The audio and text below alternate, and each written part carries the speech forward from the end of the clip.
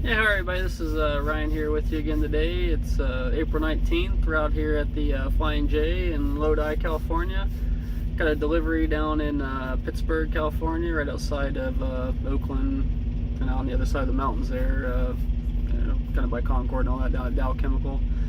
Kind of want to do an update on this whole coronavirus thing and all that. I think we're finally coming out of it, and just kind of want to update the status things out here. But first, this place is a straight up circus, and I don't know, it's kind of one of my huge pet peeves out here, and just want to kind of show you all this ridiculousness. Turn this thing. Okay, you got Prime right here. There is a giant letters underneath that trailer that say no parking. They're probably 3 feet tall, and he's parked there. Then right next to me, as you can see, giant hash marks, fire lane, no parking, tow-away zone. He's parked there. There was one parked there this morning too.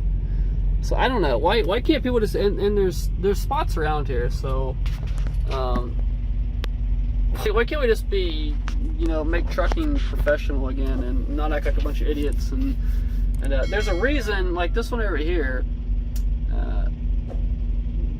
there's a reason you can't park there, is because these guys that are parked long ways, if they try to pull out, they're going to tear somebody's hood off with the swing on the back of their trailer, or tear somebody's mirrors off.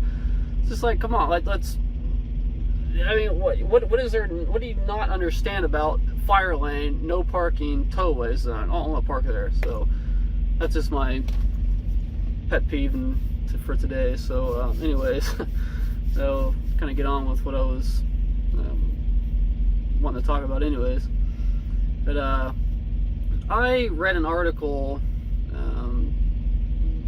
about a week ago or so. I think it was on Freightways or something, on Google. You get those targeted news ads and all that, and so I get some of the trucking stuff and farm stuff and things of that nature. But I saw a article in there about a couple out of, I think they were out of Illinois. I read it and I didn't take too much stock in it at the time, until afterwards it kind of sunk in, and then I already couldn't find the article again after that. But there was a couple, I guess a man and a woman. They were interviewing the woman, I'm assuming, and she's talking about how during all this, they can't, there's limited truck parking and they can't take showers, and these places are limiting truck parking, and I'm kind of thinking, like, it didn't really sink in until after the fact.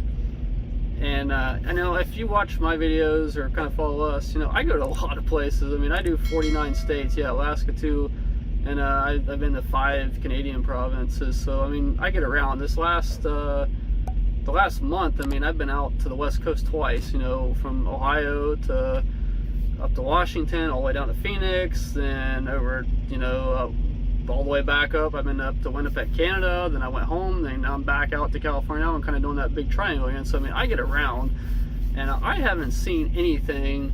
I mean, I get my best fuel discounts at TA and Petro, so that's kind of my home away from home. I mean, I'm seeing $1 to $1.30 off the pump price, and the Country Prides and there in Skillets. I mean, although they're not open for seating, sit-in dining, they've had at least one of the quick serve restaurants where you can get takeout available. So I haven't had any problem getting a shower, getting a meal, or parking. I haven't seen any place that's limiting truck parking. I've even stayed at some customers' locations and nobody's told me I couldn't stay there. So the other thing that kind of tipped me off was this couple. They said, oh, we're home 2 days a week, and she said something there about her kid and her family in Phoenix and some other family here, and they're afraid to contaminate them and all this, and it just seemed kind of nonsensious, fake news, I guess you could say, and I think that's ridiculous. I don't think you need to be making something worse than it is, or out there to,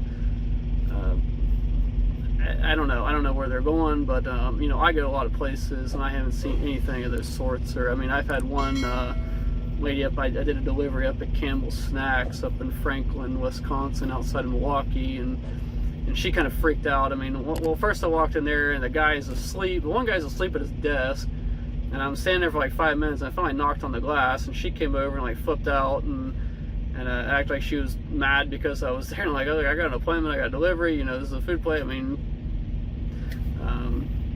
and she got on the phone and called somebody, and then she came back, I guess because they told her to go ahead and unload it, and she didn't want to do that. And she like had me slide the papers under the door, and then she took like these like disinfectant wipes and wiped off like each bills, and then she came out the door and had like an airlock type deal and like yelled at me, told me to get out. And it was this, I mean, you don't have to take it to the point where you're, you know, degrading somebody or being disrespectful, I mean, because you're afraid of something. But as far as that article, I don't know where that's coming from, and I haven't seen that type of thing. I mean, every place that only things that I've seen closed out here on the road are basically like your campgrounds, I guess some hotels in some states. But I mean, as far as general industry and you know, shippers and receivers and all that, I haven't seen anything closed. So I don't know where they're kind of coming up with there's no place to get a shower, no place to eat, no place to stay, because I haven't seen that. As far as rates, I mean, I'm still doing pretty well. I mean, I got a this trip now, I got a load out of Detroit of ag chemicals going to Dow Chemical. My load board rate, you know, on the Landstar board, they post what the actual freight is, that is what the customer is paying, and you have to figure out your percentage out of that. So I mean, when I give you rates, it comes out to about, because with the 65% and 100% surcharge, it comes out to about roughly 70%. So if you times whatever I'm saying by 0.7, that gives you a pretty good estimate of what I'm getting. So I mean, I had a rate, like I said, out of Detroit out to Pittsburgh, California, where I'm right outside of now. It was $2.70 a mile, so I was right at about $1.88.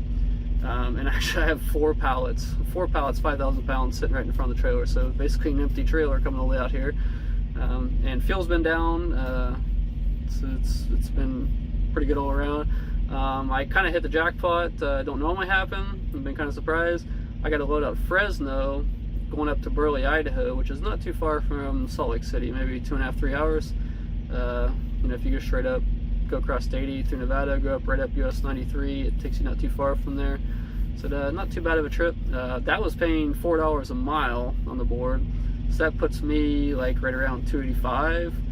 It's kind of a heavy load. I think they quoted me at like almost 44,000. So I'm not looking too far to that going back across Thunder Pass. But the pay is definitely where it needs to be. And then Friday I had a load post out of Salt Lake City, going up to Spokane, Washington, and it posted on the board at $3.79 a mile. So I mean, I'm down around I guess 260-ish, right around in there.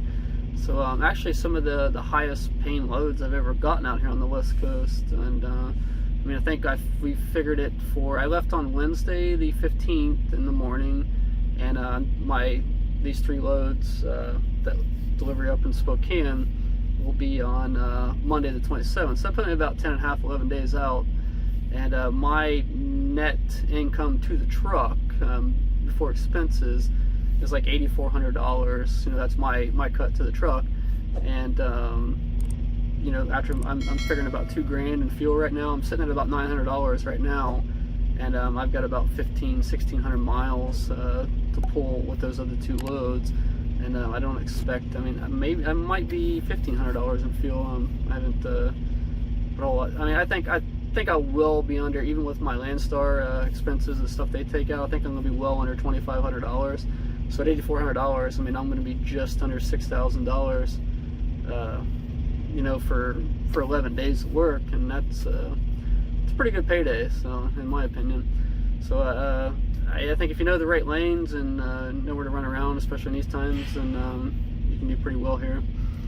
But so that's kind of where we're at. The whole the other thing which kind of was getting under my skin, I came across 80 through Wyoming, and if you've been through Wyoming in the last couple weeks, last couple of days, they got the big digital signs that say, you know, the state parks are open, but there's no overnight camping, the campgrounds are closed. But you got other people that think they're out here still on vacation. And I guess they figured out that they can use the truck stops as their the campgrounds and their facilities, which is very frustrating to me. You know, even though I'm not particularly frightened by this virus, I'm more concerned about the political, or not the political, but the financial ramifications and the fallout from that. Is I think we'll need to be, I mean, with the numbers coming out now, I think there was a study out here in California, one of the counties, and you know, testing for the antibodies and all that. And like I said, don't quote my numbers. I mean, take it as fact that you can do your own research. But I mean, from what I heard, they think the actual infection rate number is going to be 50 to 80 times higher. So that would put the, you know, the severe rate and the death rate significantly lower. So I mean, I don't typically get respiratory. I don't think I've ever had the flu, and I don't get the flu shot or anything. So that really hasn't been a huge concern with me, you know. And I get out here and you know, do what I got to do and do my job. But what more concerns me is, you know, I got a house I'm trying to sell, and we have 2 houses, and I got one I'm trying to sell, and eventually get back over to our farmhouse. And I was looking to put this place on the market in May, and now you know, with the house, they're talking about another mortgage crisis and all that. So, and you know, people losing their jobs, and we don't. It's not a very good outlook. You know what's going to happen. So that's more concerning to me. But like I said, you got these people out here that I guess they're on vacation, camp, or whatever, and now they figured out there's no place to go. So I mean, if you're out here, if you're not a truck driver or something, and you're planning on a camping trip, like, until this is over, just stay home. There's no place out here for you. A lot of motels, hotels are closed. They're not accepting out-of-state visitors. The campgrounds are closed. I don't know what people are doing out here with campers and RVs. I came by the TA in Fort Bridger at 11 o'clock at night, and the four-wheeler parking lot out in front, it looked like a campground. I mean, there was probably 15, you know, different units out there, and I'm like, they don't get it. Then the kicker, I got down to Petro there in Wells, Nevada. I got in there about 2 o'clock in the morning and called it a day. I got up in the morning, went in to take a shower about 9 o'clock. I was kind of surprised that, you know, on the app I checked there was only 1 shower, so I went ahead and clicked on it and got a shower and ran in. And as I'm walking in, there's like a whole family with like 3 kids, and I'm like, okay, I know you're not in a truck.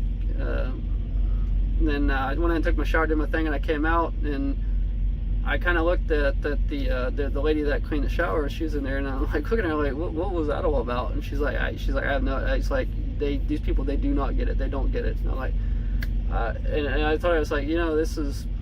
You got people out here now that don't need to be out here. They don't need to be out here on the road. I see them at night. They're running around. People out of state, people in Michigan play, New York, whatever. Like, what are you doing out here on the road? There's no place for you to go. The restaurants ain't open. The hotels, campground, this stuff. It's just this isn't a time to be out here on vacation or doing whatever they're doing. People U-Haul trailers and all that. And I thought, I was like, you know, it's kind of frustrating. Like, you're out here putting extra pressure when they're already going through this extra cleaning and all that. Now I got to deal. We got a whole family of people out here that are on a camping trip or vacation, out here putting extra pressure on the facilities that we need as professionals. What we need to use to do our jobs and just live, you know, to get a shower every day or two. You know, I don't have the luxury of staying. This is my job. I have to be out here. So. I just kind of wanted to share that with people, and that's airing my frustrations and what you see out here. And like I said, on another note, I don't believe in living in fear. And I learned that, kind of gained that virtue when I went into the Navy back in 2003. When you know, when you kind of don't want to do something. You're looking for every way to get out of it, even though it's something you want to do but you don't want to do. Then you ended up, you get on that bus and you go and you do it, and you're that much of a better person for it. Then you gain that. Then you go on. You know, when I did a individual augmentee deployment with SEAL Team 7, SEAL Team 10, and you know, you do these workups. When you do that, you sign up for it. You know, you do these workups for 6 months, and then finally the day comes and you get dropped off. You know, I went over to North Island Naval Air Station, or C-17. There was 4 of us that went over on the first flight to go. We went over to Ramadi, Iraq. We had a non-stop from North Island all to Spangdahlem, Germany. It was like a 17-hour flight and air refueling. Then we had a 5-hour flight from there. But when you show up for that, and you could run away. I mean, I guess, and you it's hard to explain. You know, you don't want to go, but then you go against things that are telling you no, and you know what, you put that aside and you do it, And when you get there, you live without fear. You don't live your day-to-day life. I mean, you have a job to do, and if you let fear get into that, I mean, you could be afraid of certain things. I mean, little things here and there, but you don't live day to day to fear. I mean, that's just not the way. Especially in America, we shouldn't. You don't live in fear every day. And if you do, I mean, if you can push that, I mean, out of the way, and you can achieve so much more. So, and when you live without fear day to day, and that's just something.